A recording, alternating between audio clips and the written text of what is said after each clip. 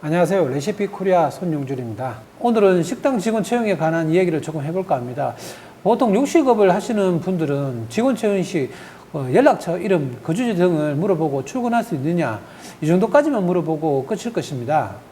하지만 이렇게 주문구구식으로 뽑는 것보다 자기소개서, 이력서 등을 받고 다소 약식이더라도 준비와 절차를 만들어 진행하는 것이 성실하고 괜찮은 사람을 뽑을 수 있는 확률이 높습니다.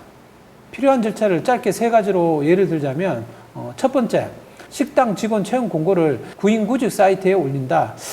특히 구인구직 사이트 종류를 보면 알바몬도 있고 차코리아도 있고 여러 가지가 있겠죠. 그리고 두 번째, 입사 지원한 사람들을 검토. 세 번째, 서류 통과자들에게 문자 통보 후 면접 일자를 잡습니다. 이 3가지가 가장 기본이라고 생각합니다. 식당은 기본적으로 서비스업이기 때문에 신뢰를 바탕으로 일하는 곳입니다. 사람을 판단함에 있어서 연락처, 이름, 거주지만으로 절대 알 수가 없습니다. 면접 시 자소서, 이력서가 이 사람이 우리 업장에 적합한지를 판단하는 것이 생각보다 큰 도움이 됩니다. 그리고 추가적으로 체크해야 될 사항입니다. 면접자에게 이전 직장이 어딘지 물어보고 경력은 얼마나 되는지 물어보았을 시 전 직장의 상호명을 확실하게 이야기하지 않으며 대답을 회피하거나 답변하지 못한다면 그곳에서 당당하지 못한 어떠한 일이 있어 그만둘 가능성이 많습니다. 이것은 나의 영업장에도 비슷한 어떠한 일이 생길 수 있으니 충분히 대화를 나누어야 합니다. 또 음주와 흡연 유무 등을 체크하셔서 자기 관리가 힘든 타입인지도 체크해 보시고 그것을 토대로 평소 일하는 스타일이 어떤지도 가늠해 보아야 합니다. 식당 일은 음주와 흡연을 안 하는 직원이 제일 좋지만 2가지를 안 하는 사람은 찾기 힘듭니다. 특히 과한 음주로 인한 제어가 안 되는 타입은 펑크낼 가능성이 높으며 출근하더라도 컨디션이 좋지 않은 날이 많을 수 있고 점점 쓴소리를 하는 날이 많아 큰 소리가 오갈 가능성이 있습니다. 그리고 흡연자는 자신의 담배 냄새를 모릅니다. 특히 주방에서 음식을 만드는 직원이라면 청결과 직결되는 문제가 될 수 있으니 고민을 해보시는 것이 좋습니다. 식당에 사람을 고용하다 보면 면접을 볼 때 이력서나 경력 사항을 적어오지 않고 맨손으로 덜렁덜렁 오는 경우가 많이 봅니다.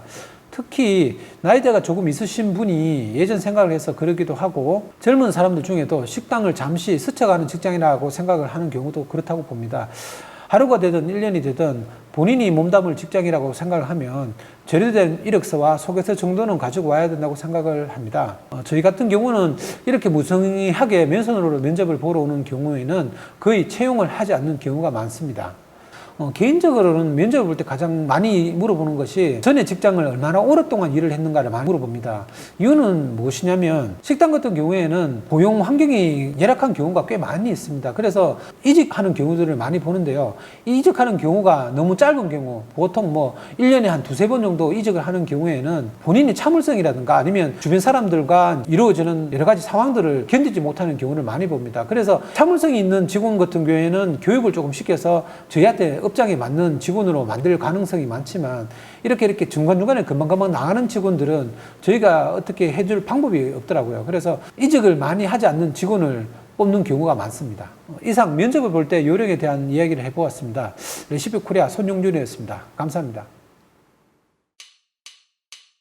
미리 준비하는 셰프들의 선택 레시피 코리아 징글보글 징글